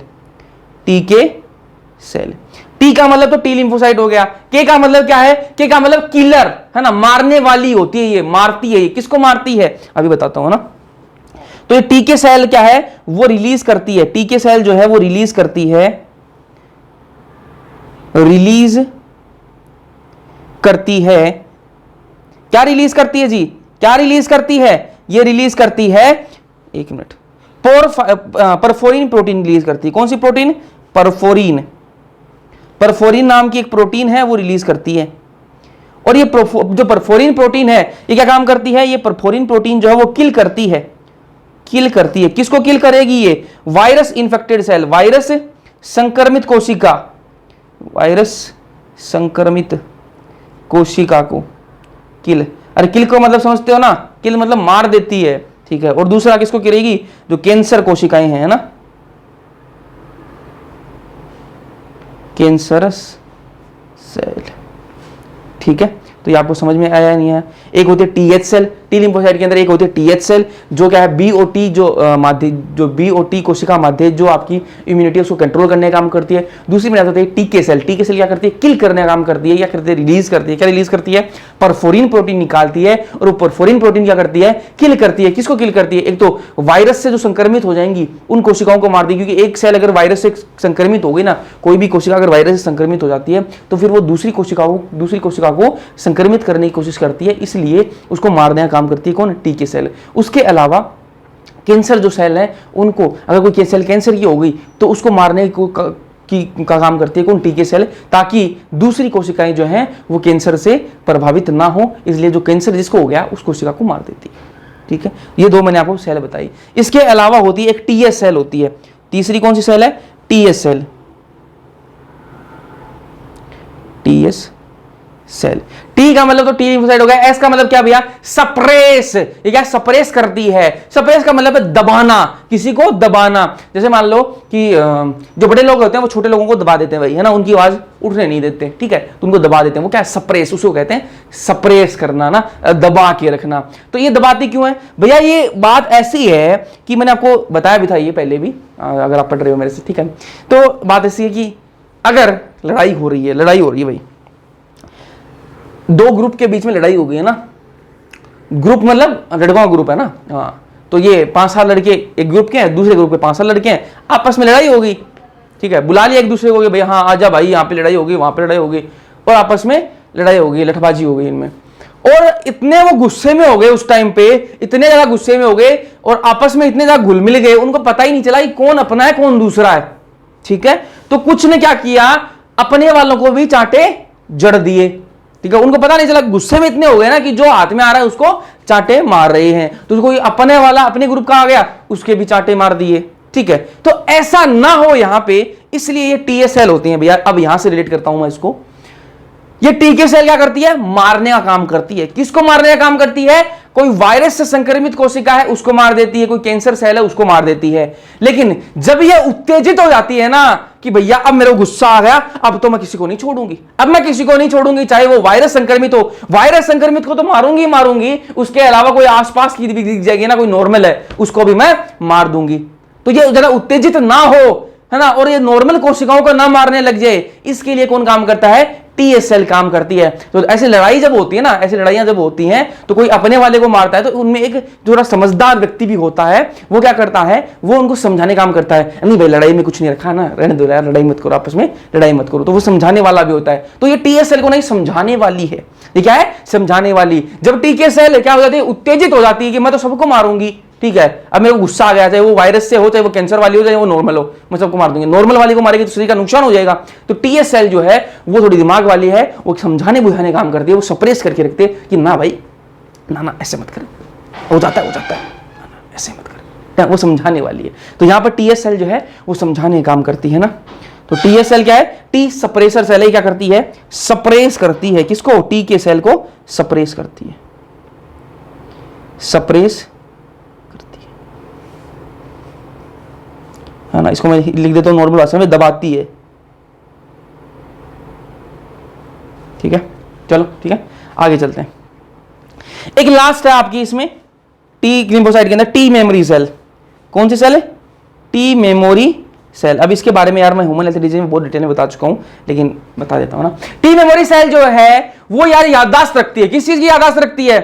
कि भैया एक बार मान लो किसी को कोई बीमारी हो गई भाई, ठीक है, कोई आपको शरीर में कोई घुस गया और बीमारी कर दी, कोई पैथोजन है, कोई वो घुस गया और बीमारी कर दी, तो ये जो टी मेमोरी है ना वो याद रखेगी कि भैया ये पिछली बार भी बीमारी करके गया था, ठीक है, तो वापस जब कभी भविष्य में वापस वो बीमारी करने आएगा तो उसको पहले पता लग जाएगा कि ये तो वही है जो मीठी मीठी बातें करता है शुरू में, तो लेकिन बाद में वो बीमारी कर देता है। तो इसको क्या है, पहले अपने मुंह नहीं लगने देती, पहले ही जैसे ही दिखेगा उसको मार देती है। जैसे मैं आपको एग्जांपल दूं कि कोई भाई नया हथियार लेके कोई टेररिस्ट आ गया, तो मतलब अचानक से आया, तो अपनी जो फोर्स है वो उस चीज के लिए नहीं सोच रही थी कि भाई ऐसा कोई हथियार लेके, इतना भारी भरकम हथियार लेके कोई अचानक से आ जाएगा ना, ऐसे नहीं सोच रही थी। तो वहां पर क्या है, शुरू में अपन को क्या दिक्कत आएगी, है ना, लेकिन फिर अपन समझदार हो जाएंगे कि भैया ऐसा हथियार मार्केट में आ चुका है तो अपन भी उसका तोड़ निकाल लेंगे, ठीक है, अपन भी उसको तोड़ निकालेंगे, क्योंकि अपन तो नॉर्मल क्या रखेंगे, नॉर्मल जो बंदूक है वो रखेंगे। वो अचानक से आ गया, क्योंकि वो तो पूरी तैयारी के साथ में आया है, तो वो क्या बड़े बड़े हथियार लेके आ गया, तो फिर अपन भी थोड़े से सतर्क हो जाएंगे। ठीक है, तो यही काम अपनी बॉडी के अंदर होता है। जब वो पहली बार कोई आता है अपने शरीर के अंदर, कोई भी पैथोजन जब अपने अंदर आता है, कोई भी एंटीजन अपने शरीर के अंदर आता है, तो शरीर यार तैयार नहीं होता, शरीर तो अपना नॉर्मल काम करता रहता है, लेकिन उसको नहीं पता कि अचानक से कोई आ जाएगा, तो वो जो है उसको मारने के लिए सक्षम नहीं होता। लेकिन वो क्या है, समझ जाता है, अपना शरीर जब समझ जाता है कि ऐसा कोई एंटीजन जो है, ऐसा कोई रोग भी जो है मार्केट में आ चुका है, इसके लिए अपन को जो है बंदूकें इकट्ठी करनी पड़ेंगी, तैयारी जो है करनी पड़ेगी। जब वो फ्यूचर में अगली बार जब आता है ना, तो अपने पास बंदूकें उसके लिए पहले से पड़ी होती हैं, तो अपन क्या करेंगे, उसको धड़ धड़ धड़ जैसे दिखेगा अपन मार देंगे उसको। ये क्या है, टी मेमोरी सेल। मेमोरी इसलिए क्योंकि याददाश्त है ना, कि पहले भी ये आया था और अब वापस आया है। जैसे कोरोना है, कोरोना की वैक्सीन बनी, ठीक है, वैक्सीन में क्या है, वैक्सीन में कोरोना ही है। ठीक है, देखिए कोरोना को कमजोर कर दिया गया है। ठीक है, उस वैक्सीन में क्या किया गया है, कोरोना ही है, लेकिन कोरोना को कमजोर कर दिया गया है, उसको मार दिया गया है, उसके बाद में आपके इंजेक्शन मार दिया गया है, आपको टीका लगा दिया गया है। तभी तो कोरोना का जो वैक्सीन लगती है उसके बाद में बढ़िया नींद आती है। क्यों? क्योंकि उसमें है तो कोरोना ही ना, है तो उसमें कोरोना ही। तो वो कोरोना का इंजेक्शन, कोई भी वैक्सीन जो ऑलमोस्ट होती हैं वो इसी पे काम करती हैं। उनमें या तो वो जो है मरा हुआ पैथोजन होता है, या फिर वो कमजोर किया हुआ होता है। ठीक है, जैसे ही वो लग जाता है अपने, तो वो क्या होता है, वो पैथोजन अंदर चला जाएगा। ठीक है, उस रोग का पैथोजन अंदर चला जाएगा। जब वो अंदर जाएगा, कोरोना का लगाया अपनी वैक्सीन, तो वो कोरोना अपने अंदर चला गया, तो वो रोग तो कर नहीं सकता। क्यों नहीं कर सकता? क्योंकि वो या तो मरा हुआ या फिर इतना कमजोर कर दिया गया कि उसमें रोग करने की हिम्मत तो नहीं है। लेकिन भाई जहर तो कितना ही खा लो, ठीक है, थोड़ा खा लो ज्यादा खा लो, जहर तो जहर ही है। ठीक है, तो वो जो कोरोना है अपना थोड़ा सा तो दिखाएगा, इसलिए अपन को थोड़ी बुखार आती है, नींद आती है बढ़िया। तो क्यों आती है भाई, है कोरोना कमजोर कर दिया गया है, लेकिन इतना कमजोर नहीं है। ठीक है, या वो कुछ फर्क ही ना पड़े। ठीक है, तो वो होता है। उसके बाद में अपना शरीर जो समझ जाता है, ठीक है, शरीर को समझ में भी आ जाए, अपन को नुकसान भी ना हो, तो कोरोना अपने अंदर जाएगा। उसके बाद में वो कोरोना क्या करता है, कोरोना कुछ नहीं कर पाता, और अपना शरीर जो समझ जाता है कि ऐसा रोग मार्केट में आ चुका, तो वो उसके लिए क्या, बंदूकें हथियार जो है इकट्ठे करने लग जाएगा। जब एक्चुअल में, असलियत में जब कोरोना आएगा ना, वैक्सीन तो अपन ने डॉक्टर से लगवाई है, लेकिन जब असलियत में अपन को रियल में कोरोना आएगा, तब अपने पास में पहले से हथियार पड़े रहेंगे शरीर के पास में, और वो जैसे ही रियल कोरोना आएगा उसको धड़ धड़ मार देगा कि भाई तेरे जैसा तो पहले भी आया था हमारे शरीर में, हमने उसको देख के और हम समझ गए कि ऐसा आया है मार्केट में रोग, और हमने पहले हथियार बना के रखे थे, उसको मार देगा और अपन को रोग नहीं होगा। इसी प्रकार जो है वो सारी वैक्सीन काम करती हैं। ठीक है, तो ये मेमोरी का काम है कि शरीर को याददाश्त रहती है ना, अपनी जो टी लिम्फोसाइट है उनको याददाश्त रहती है। चलो, ये टी लिम्फोसाइट की बात होगी, अब बी लिम्फोसाइट पे चलते हैं। बी लिम्फोसाइट जो है उसमें क्या है, दो प्रकार की बी लिम्फोसाइट है। एक होती है निष्क्रिय बी लिम्फोसाइट, एक होती है सक्रिय बी लिम्फोसाइट। जो निष्क्रिय बी लिम्फोसाइट है वो क्या है, मेमोरी सेल का काम करती है। मेमोरी सेल मतलब अभी मैंने आपको बताया टी मेमोरी, वैसे ही बी मेमोरी भी काम करती है ना, इसको भी याददाश्त का काम है इसका भी, है ना। सक्रिय जो बी लिम्फोसाइट है, प्लाज्मा सेल है, ये क्या काम करती है, ये मैंने आपको थोड़ी देर कल के लेक्चर में बताया था। एक्टिव लिम्फोसाइट याद है अगर है आपको, तो मैंने आपको बताया था प्लाज्मा सेल, याद आया। एल गामा ग्लोब्यूलिन जो पढ़ा रहा था मैं आपको, गामा ग्लोब्यूलिन पढ़ा रहा था मैं आपको, उस टाइम पे मैंने आपको बताया था कि गामा ग्लोब्यूलिन कहां से बनता है, प्लाज्मा सेल से बनता है। और प्लाज्मा सेल क्या होती है, एक्टिव बी लिम्फोसाइट होती है, बस वही है। तो सक्रिय बी लिम्फोसाइट एक्टिव और सक्रिय की चीज है ना, हिंदी में एक्टिव को सक्रिय कहते हैं। तो सक्रिय बी लिम्फोसाइट को अपन क्या कह सकते हैं, प्लाज्मा सेल्स कह सकते हैं। और ये क्या बनाती हैं, एंटीबॉडी रिलीज करती हैं। एंटीबॉडी क्या है, एंटीबॉडी ही वही हथियार है जो जाके किससे लड़ेंगे, जो आपका कोई रोग आएगा उससे लड़ने का काम कौन करती है, एंटीबॉडी। इनको इम्यूनोग्लोबुलिन, ठीक है, IgA, IgB, अब IgD ये सुना होगा ना, IgB नहीं होता। चलो, ये मैं आपको प्लाज्मा सेल दिखाता हूँ, कल के लेक्चर में मैंने आपको बताया था। ये देखो, जो गामा ग्लोब्यूलिन है वो किससे बनता है, उत्पादन कहां से होता है, plasma cells, activated B lymphocyte. ठीक है, याद आ गया। चलो अब चलते हैं आगे। यहां तक हो गया भाई, यहां तक अपना टी लिम्फोसाइट और बी लिम्फोसाइट क्लियर है। तो अपने क्या पढ़ लिया, बी लिम्फोसाइट तो अपने पढ़ लिया, मोनोसाइट अपने पढ़ लिया, लिम्फोसाइट पढ़ लिया, मोनोसाइट पढ़ लिया, और न्यूट्रोफिल पढ़ लिया। बच गया कौन, इयोसिनोफिल और बेसोफिल बच गए। चलो इनको भी कर लेते हैं, इनको भी कर लेते हैं। हेडिंग डाल लेते हैं इयोसिनोफिल की, इयोसिनोफिल।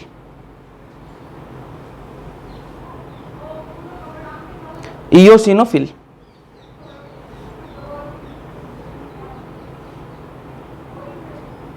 इयोसिनोफिल, ठीक है। इयोसिनोफिल जो है इसके अंदर दो चीजें होती हैं, बात बहुत ध्यान से सुन लेना भाई, बहुत ध्यान से सुनना बातों को ना। दो चीजें इसमें होती हैं। एक इसमें क्या होती है, इसमें होती है एंटी पैरासिटिक, एंटा बोल दिया मैंने, एंटी पैरासिटिक और एंटी एलर्जिक। इसमें दो गुण पाए जाते हैं, एंटी पैरासिटिक और एंटी एलर्जिक। एंटी एलर्जिक, ठीक बात है। ये जो एंटी पैरासिटिक जो है, ठीक है, ये क्या है, ये जो गुण है किस वजह से आता है, क्योंकि इसमें क्या है, जो डाइजेस्ट पाचन एंजाइम होते हैं इसमें, ठीक है, लाइसोजाइम जैसे पाचन एंजाइम होते हैं, ठीक है। तो जो कोई भी आएगा तो उसको क्या है, पचा जाएंगी, है ना, उसको जो डाइजेस्टिव एंजाइम है, पाचन एंजाइम है, इनकी वजह से पचा जाएंगी। उसके अलावा क्या होती है, एंटी एलर्जिक होती हैं, ये एलर्जिक रिएक्शन में काम करता है ना, जो आपकी एलर्जिक प्रतिक्रिया, किसी को एलर्जी हो गई उसमें यही काम करता है ना। तो एंटी एलर्जी का मतलब क्या है, इसमें क्या होती है, इसमें क्या होता है, इसमें होता है जी, एक कलर दूसरा ले लेते हैं, इसमें क्या होता है, इसमें होता है हिस्टामिनेज। क्या होता है, हिस्टामिनेज होता है, ठीक है। और ये जो हिस्टामिनेज है ना, ये किसके साथ में, ये किसमें सम्मिलित होता है, ये होता है आपकी जो एलर्जिक प्रतिक्रियाएं होती हैं उनमें ये सम्मिलित होता है, ठीक है। जो आपकी एलर्जिक प्रतिक्रियाओं में सम्मिलित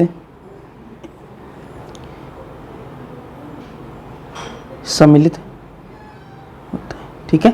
तो ये उनसे जुड़ा हुआ है, किससे, वापस बता रहा हूं, जो इओसिनोफिल है वो उसमें दो चीजें हैं, एक एंटापैरासिटिक और आपका एक है आपकी एलर्जिक, है ना। तो एलर्जिक जो है उसमें एक होता है हिस्टामिनेज, है ना। तो हिस्टामिनेज जो है वो किससे जुड़ा हुआ होता है, आपकी एलर्जिक जो रिएक्शंस होती हैं, एलर्जिक जो प्रतिक्रियाएं, उनमें ये उनसे सम्मिलित होता है ना, उनमें सम्मिलित होता है। अब बात करेंगे बेसोफिल के बारे में। बेसोफिल, तो अगली हेडिंग डाल लेते हैं, बेसोफिल।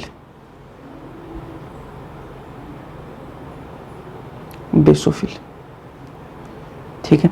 बेसोफिल जो है वो क्या रिलीज करता है, पहले तो ये क्या है, कैसे, मास्ट सेल आपने सुना होगा, नहीं सुना तो मैं आपको बताऊंगा, कहां पे बताऊंगा, टिश्यू वाले चैप्टर में बताऊंगा ना, मास्ट सेल के बारे में। तो ये मास्ट सेल जैसी हैं, मास्ट कोशिका जैसी हैं, ठीक है। अब ये क्या रिलीज करती हैं, ये रिलीज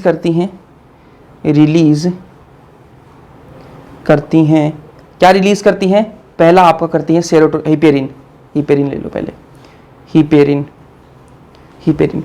क्या काम करता है, हिपेरिन क्या है, एंटी कोगुलेंट है, क्या है, एंटी कोगुलेंट। भैया ये एंटी कोगुलेंट क्या होता है यार, स्कंदन नहीं होने देता, ये क्या है, स्कंदन नहीं होने देता, थक्का नहीं बनने देता। भैया थक्का बनना तो अच्छी बात है, मैंने कहा बाहर अगर कोई चोट लग जाए तो थक्का बनना अच्छी बात है, लेकिन आप एक चीज नोटिस करना, जब आपका रक्त जो है वो बाहर कहीं आपको चोट लगी तो थक्का बनता है, लेकिन आपने ये सोचा कभी कि ये जब बहता रहता है, अब रक्त जो आपकी नसों के अंदर बह रहा है, आपकी जो शिरा और धमनियों के अंदर बह रहा है, तब ये जो थक्का क्यों नहीं बनता, अगर उनमें जम जाएगा कभी ये तो दिक्कत हो जाएगी ना, तो दिक्कत हो जाएगी। तो ये जो हिपेरिन, इसका काम क्या है, इसका काम यही है कि आपकी जो धमनियां हैं, जो रक्त वाहिकाएं हैं, उनके अंदर आपका रक्त जम ना जाए, उनमें थक्का बन ना जाए। ये काम कौन देखता है, ये हिपेरिन ही देखता है ना। तो ये क्या है, एंटी कोगुलेंट है, क्या है ये, एंटी कोगुलेंट है ना, स्कंदन को रोकने का काम करता है, स्कंदन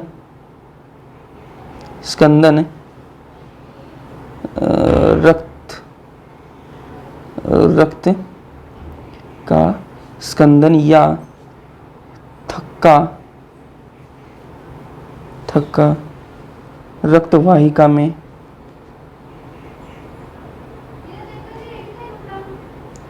बनने से रोकता है, ठीक है।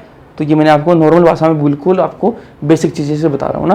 तो आपकी जो रक्त वाहिकाएं, उनके अंदर रक्त का स्कंदन ना हो जाए, थक्का ना बन जाए, उन चीजों को कौन रोकता है, ये हिपेरिन ही रोकता है, ठीक है। हिपेरिन का काम समझ में आ गया। फिर अगला बात करते हैं सेरोटोनिन। अगला जो है वो क्या रिलीज करता है, ये सेरोटोनिन। तो मैंने आपको बताया कि बेसोफिल है वो क्या रिलीज करता है, एक तो रिलीज करता है आपका हिपेरिन रिलीज करता है ना, उसके अलावा एक करता है सेरोटोनिन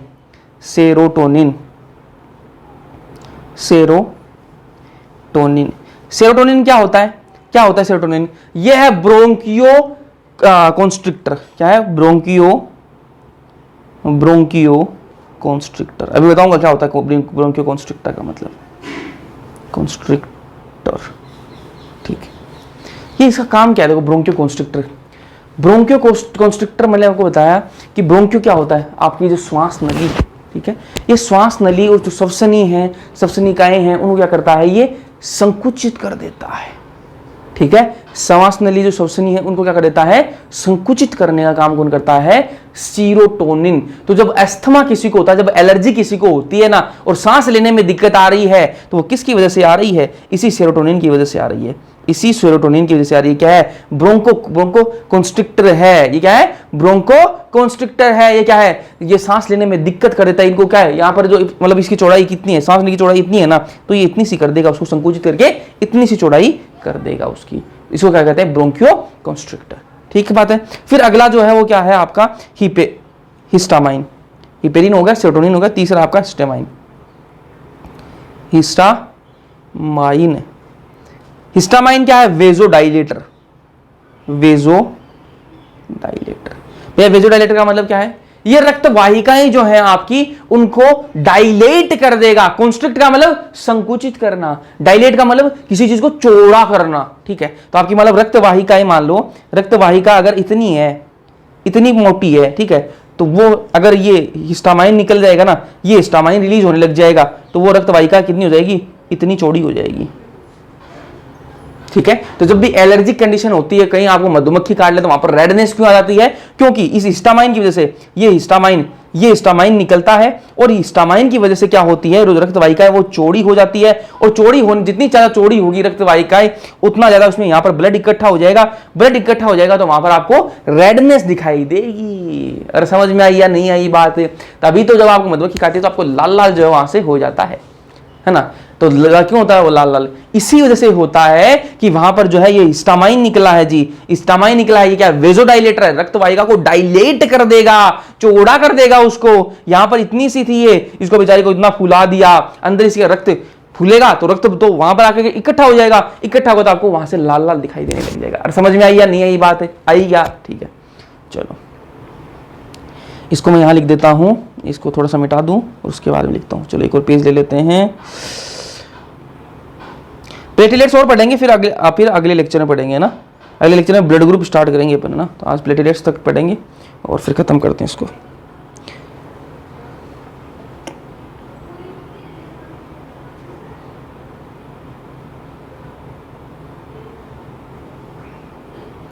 इन्फ्लामेटरी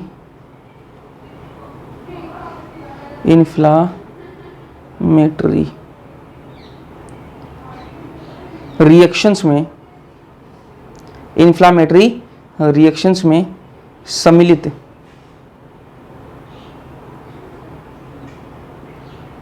होता है।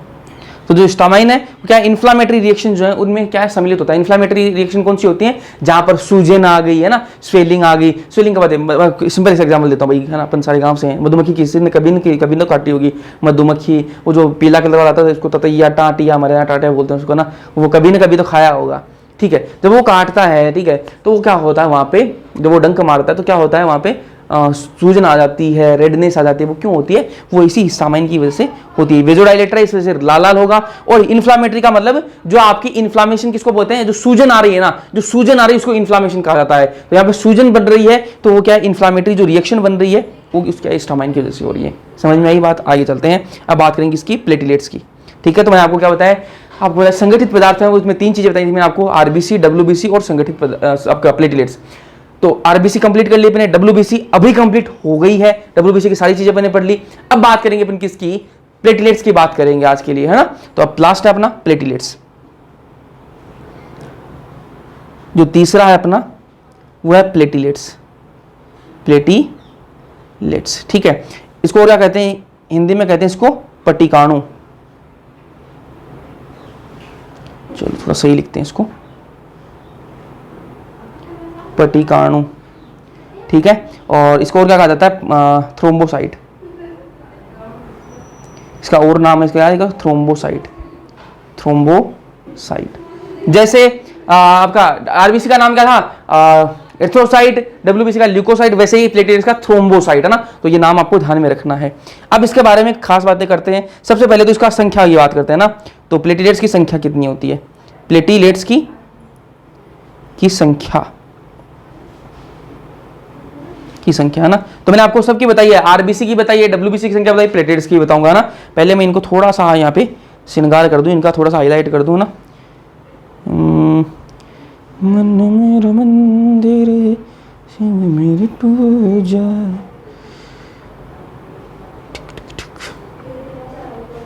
आ जाओ भाई,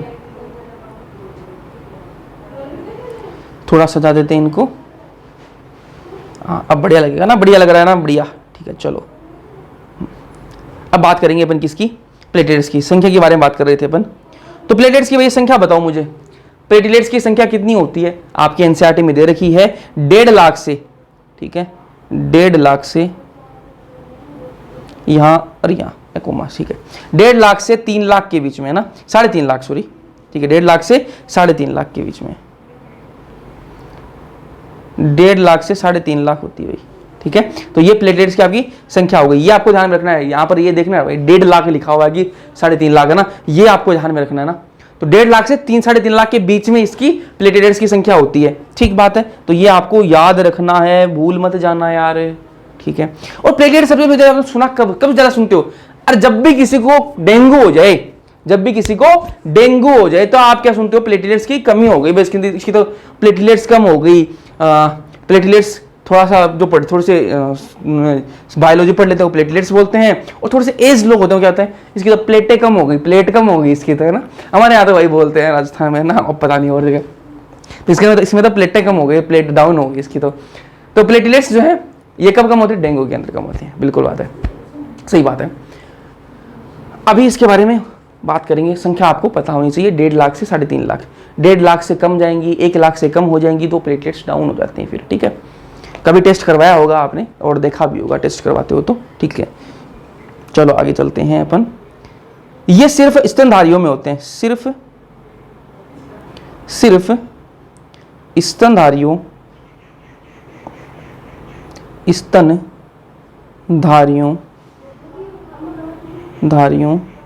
में होती हैं, ठीक है। स्तनधारी किसको कहते हैं? ममल्स, ठीक है, ममल्स। आप और मैं अपने ममल्स में आते हैं ना, आप भी स्तनधारी हैं। तो ये जो सिर्फ है स्तनधारियों में होती है प्लेटलेट्स।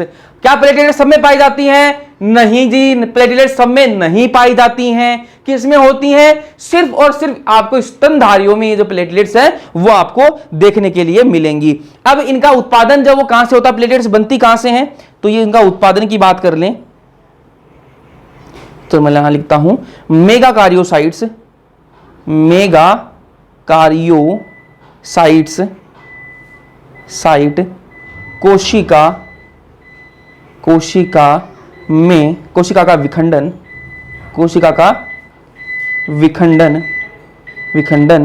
होने से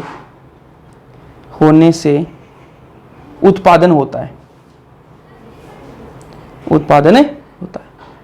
ठीक है।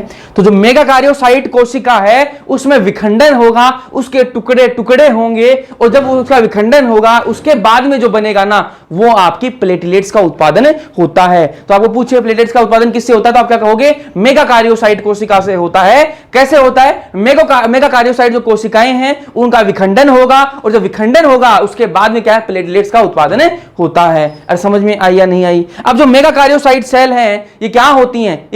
मेगा कार्योसाइट सेल किसको कहते हैं? Megakaryocyte cell.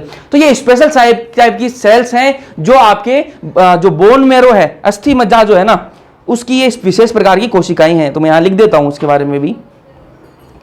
ये क्या है? मेगा कार्योसाइट जो कोशिकाएं हैं ये क्या है? अस्थि मज्जा किसको कहते हैं? बोन मैरो को। अस्थि मज्जा की विशेष प्रकार की कोशिकाएं हैं, विशेष प्रकार की कोशिकाएं हैं।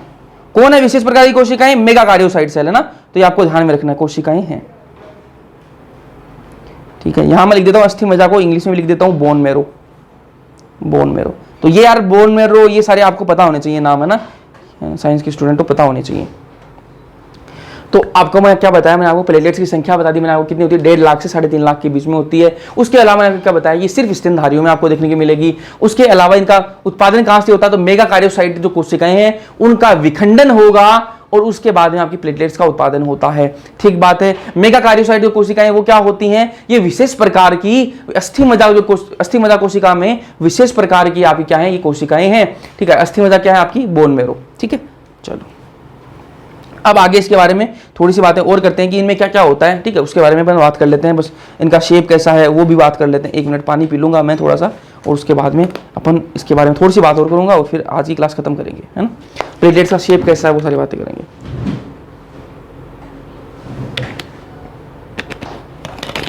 चलो, तो यहां मैं लिखता हूं प्लेटलेट्स का शेप कैसा है। सबसे पहले तो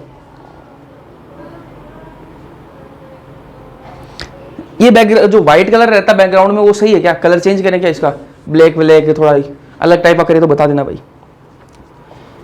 चलो प्लेटलेट्स के बारे में कुछ खास बातें कर लेते हैं। प्लेटलेट्स क्या है वो खास बातें, वो खास बातें पहली है इसका शेप कैसा है। शेप कैसा है इसका, ओवल शेप का होता है। कैसी होती है, Oval shape. Oval shape, Oval shape भैया, ये ओवल शेप कौन सा होता है, अंडाकार, है ना। किसका कहते हैं, अंडाकार। ओवल शेप कौन सा होता है, अंडाकार।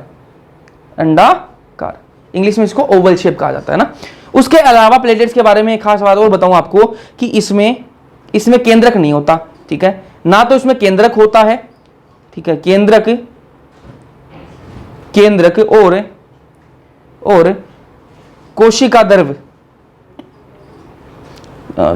होता है इसमें, कोशिका ऑर्गेनल्स। ठीक है, साइटोप्लाज्मिक ऑर्गेनल्स लिखते हैं। चलो, साइटोप्लाज्मिक ऑर्गेनल्स नहीं होते। ठीक है, तो इसमें केंद्रक नहीं होता एक तो आपका, और उसके अलावा साइटोप्लाज्मिक जो ऑर्गेनल है वो नहीं होते। साइटोप्लाज्म मतलब आपकी कोशिका है, उसके अंदर जो भरा हुआ सिस्टम है ना, जो द्रव भरा हुआ है, उसको कहते हैं साइटोप्लाज्म कहते हैं। और उस द्रव के अंदर कुछ ऑर्गेनल्स होते हैं, सेल के अंदर बताऊंगा आपको, जो कोशिका वाला चैप्टर उसके अंदर बताऊंगा। ठीक है, वो ऑर्गेनल्स प्लेटलेट्स के अंदर नहीं होते। ठीक है, तो ये आपको ध्यान में रखना है। थोड़ा सा बढ़िया से लिखूं कि यार खराब लिख दिया मैंने, बढ़िया नहीं लिखा है। चलो इसको मिटा के वापस लिखता हूँ। थोड़ी राइटिंग यार, मेरे वैसे राइटिंग गंदी है, और फिर मैं साथ साथ लिखता हूँ ना तो मेरी और गंदी आती है। केंद्रक और साइटोप्लाज्मिक, इसलिए मैं जब आपका ज़्यादा मतलब समझाने वाला चीज़ नहीं होती ना, वो पहले लिखता हूँ मैं। क्यों, क्योंकि फिर वो समझ में नहीं आती। मेरी राइटिंग में मुझे पता है बहुत ज़्यादा खराब राइटिंग है। और साइटोप्लाज्मिक ऑर्गेनल नहीं होते। चलो उसके अलावा आगे अब बात करते हैं, एक पॉइंट और इसके में। ठीक है, इसके बारे में कि इसमें क्या होता है, थ्रोम्बोप्लास्टिन होता है। क्या होता है इनमें, प्लेटलेट्स में क्या होता है, थ्रोम्बोप्लास्टिन होता है। थ्रोम्बोप्लास्टिन होता है। अब ये थ्रोम्बोप्लास्टिन किस काम आता है, ये थ्रोम्बोप्लास्टिन आता है क्लोटिंग के काम आता है ना। जो आपके रक्त का जो थक्का बनता है ना, वो इस थ्रोम्बोप्लास्टिन की वजह से बनता है ना। तो थ्रोम्बोप्लास्टिन होता है इनमें। किसमें होता है, कि प्लेटलेट्स में होता है ना। प्लेटलेट्स में थ्रोम्बोप्लास्टिन होता है। ये किस काम आता है, ये काम आता है आपके रक्त का थक्का बनाने में, थक्का या स्कंदन बोल दो, जो बोलना चाहो, स्कंदन बनाने में।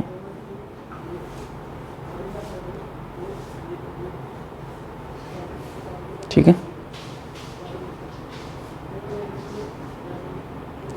है, बनाने की रक्त का थक्का स्कंदन बनाने के लिए थ्रोम्बोप्लास्टिन। ठीक है, हाँ। तो प्लेटलेट्स के बारे में आपको 3 चीजें बताई। एक तो अंडाकार होता है, ओवल शेप का होता है। उसके अलावा इसमें केंद्रक नहीं होता, साइटोप्लाज्मिक ऑर्गेनल्स इसमें नहीं होते हैं।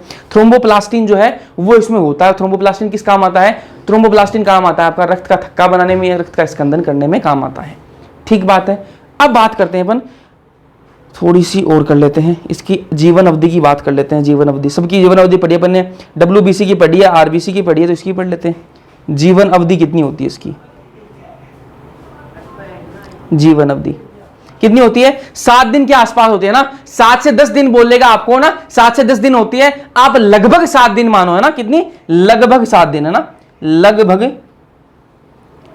देखो एग्जैक्ट नहीं है इसके, है ना, लगभग 7 दिन। एनसीईआरटी में दे भी नहीं रखी। ठीक है, लगभग 7 दिन, है ना। तो एग्जैक्ट नहीं है, लगभग 7 दिन, 7 से 10 दिन, लगभग 7 दिन, है ना।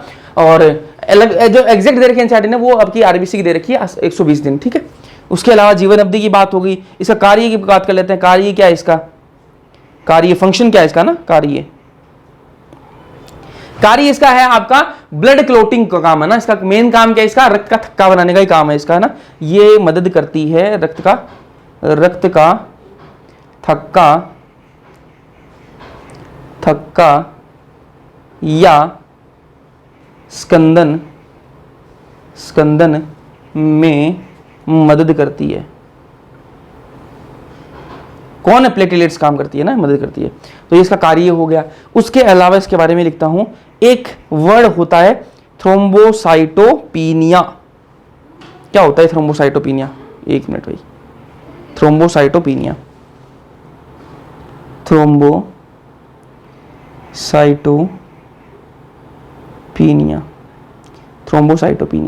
ये वर्ड ध्यान में रखना। क्या होता है थ्रोम्बोसाइटोपिनिया? अगर किसी में प्लेटलेट्स जो है उसकी संख्या में कमी आ रही है, प्लेटलेट्स की संख्या में कमी आ रही है, तो उस कंडीशन को कहते हैं थ्रोम्बोसाइटोपिनिया। जैसे डेंगू है, डेंगू के अंदर क्या होता है? प्लेटलेट्स की कमी आ जाती है, तो वो कंडीशन क्या है? थ्रोम्बोसाइटोपिनिया। पीनिया वर्ड जहां भी आपको दिखे, मतलब किसी की संख्या में कमी आ रही है, तो थ्रोम्बोसाइटोपिनिया क्या है? प्लेटलेट्स की संख्या में कमी आना। प्लेटलेट्स की संख्या में कमी आ जाए, उसको क्या कहते हैं? थ्रोम्बोसाइटोपिनिया कहते हैं। अब मैं आपको एक चीज और बताऊंगा, अगर प्लेटलेट्स की कमी आ जाए, कमी हो जाए, तो क्या दिक्कत आएगी? ऐसे इंसान के अंदर, किसी इंसान के अंदर प्लेटलेट्स की कमी आ गई भाई, तो उस इंसान के अंदर दिक्कत क्या आएगी? जो एनसीईआरटी लिखती है वो लिखती है कि ऐसे जिसके अंदर प्लेटलेट्स की संख्या में कमी आ गई, उस इंसान को अगर चोट लग जाती है तो उसके अंदर थक्का नहीं बनेगा, और जो है ब्लड लॉस है वो काफी ज्यादा हो जाएगा, रक्त का जो है नुकसान जो है वो काफी ज्यादा हो जाएगा, रक्त जो बहाव है वो रुकेगा नहीं फिर। ठीक है, तो ये पॉइंट मैं यहां पे ऐड कर देता हूं।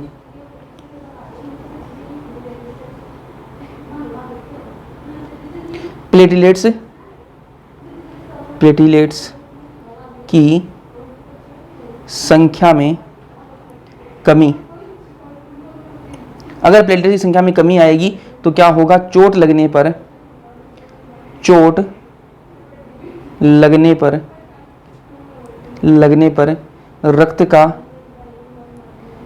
रक्त का थक्का नहीं बनेगा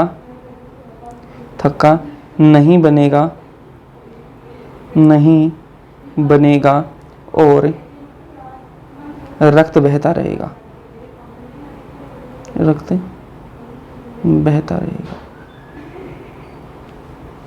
ब्लड लॉस होगा। तो अपने भाई चोट लगती है कभी, तो थोड़ी देर तो खून आता है, उसके बाद में वो रुक जाता है। क्यों? क्योंकि थक्का बन जाता है। तो ऐसे इंसान के अंदर जिसके अंदर प्लेटलेट्स की कमी है, तो वहां पर वो खून नहीं रुकता है, फिर वो जो है ब्लड जो है वो बहता रहता है। इसलिए प्लेटलेट्स होना जरूरी है, एनसीईआरटी लिखती है ये बात। ठीक है, अब बात करते हैं अपन, एक क्रम बताता हूं मैं आपको, जिसमें वो क्रम क्या बताएगा कि अपने क्या पढ़ा, संगठित जो पदार्थ हैं उनमें सबसे ज्यादा कौन होता है, उसके सबसे कम कौन होता है, वो मैं आपको एक क्रम बता रहा हूं, एक ऑर्डर बता रहा हूं, तो वो ध्यान से देख लेना, फिर आज का लेक्चर जो खत्म करते हैं। सबसे ज्यादा कौन होता है? आरबीसी, जो क्या है मिलियंस में होती है। आरबीसी क्या होती है? 50 से 55 लाख होती है ना। उसके बाद में सबसे कम कौन होती है? उससे कम कौन होती है? आरबीसी से कम कौन होती है? आरबीसी से कम होती है आपकी प्लेटलेट्स, जो आपकी 1.5 लाख से, प्लेटलेट्स जो आपकी 1.5 लाख से 3 लाख है, 3.5 लाख है ना। उसके बाद में उससे कम कौन होती है? डब्ल्यूबीसी। ठीक है, ये तो आपको नॉर्मल बात होगी, पता है आपको, है ना। ये आपकी संख्या बताई मैंने आपको, लेकिन अब डब्ल्यूबीसी में भी कम ज्यादा का खेल है। डब्ल्यूबीसी में भी तो कुछ बताया ना मैंने आपको, monocyte, lymphocyte, eosinophil, basophil, neutrophil, है ना। उनमें सबसे ज्यादा कौन है? डब्ल्यूबीसी में सबसे ज्यादा कौन है? न्यूट्रोफिल, क्योंकि 60 से 65% है न्यूट्रोफिल। ठीक है, फिर उससे कम कौन है आपका? लिम्फोसाइट, 20 से 25% है लिम्फोसाइट। ये आपको क्रम याद रखना है भाई। लिम्फोसाइट से कम कौन है आपका? मोनोसाइट, 6 से 8% है मोनोसाइट से कम कौन है आपका? बेसोफिल, सॉरी इओसिनोफिल, क्योंकि 2 से 3% है। उससे कम कौन है आपका? उससे कम है आपका बेसोफिल। सबसे कम कौन होता है? बेसोफिल। तो ये आपको याद रखना है भाई। ठीक है, तो मैंने आपको ये ऑर्डर बताया, इसको एक बक्से में कर देता हूं बंद में।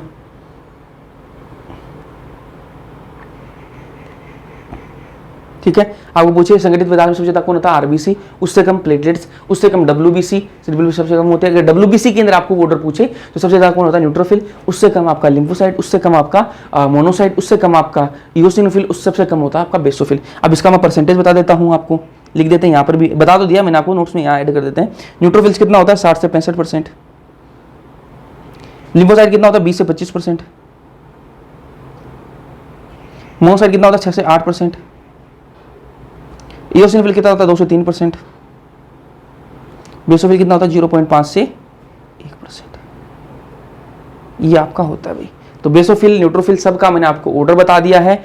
यहां अपना लेक्चर आज का करते हैं खत्म, और अपना यहाँ पर ब्लड जो वो खत्म हो गया है। ब्लड वाला पार्ट जो ब्लड के बारे में जो बातें वो खत्म हो गई। ब्लड के अंदर प्लाज्मा बता दिया मैंने आपको, संगठित पदार्थ के बारे में पूरी डिटेल बता दी। अब बात करेंगे अगले लेक्चर में अपन ब्लड ग्रुप की बात करेंगे, ब्लड ग्रुप कैसे देखते हैं वो बात करेंगे, फिर थक्का कैसे जमता है वो बातें करेंगे ना। तो वो सारी बातें करनी है, उसके बाद में अपन चलेंगे हार्ट पे चलेंगे, है ना। पहले अपन लसिका भी पढ़ लेंगे थोड़ी सी, फिर हार्ट पे चलेंगे, ठीक है। तो ये अपना रहेगा, कल अपन को स्टार्ट करेंगे ब्लड ग्रुप स्टार्ट करेंगे। तो जितना हो जाएगा ना, अभी बोल रहा हूँ मैं, जितना हो जाएगा उतना टेस्ट में आएगा संडे को, ठीक है। तो अपना पिछला चैप्टर आएगा, कौन सा आएगा, सब्शन वाला चैप्टर आएगा, और ये चैप्टर आएगा, जितना हो जाएगा उतना आएगा। कब तक हो जाएगा, कल जितना हो जाएगा, कल सैटरडे, कल जितना हो जाएगा ना उतना टेस्ट में आएगा, ठीक है। तो खत्म करते हैं। समझ में आया या नहीं है, कमेंट सेक्शन में कमेंट करके जरूर बताना। वीडियो पसंद आए लाइक कर देना, अपने दोस्तों के साथ में शेयर कर देना। बाकी मिलते हैं अगले लेक्चर के अंदर, तब तक के लिए पढ़ते रहो।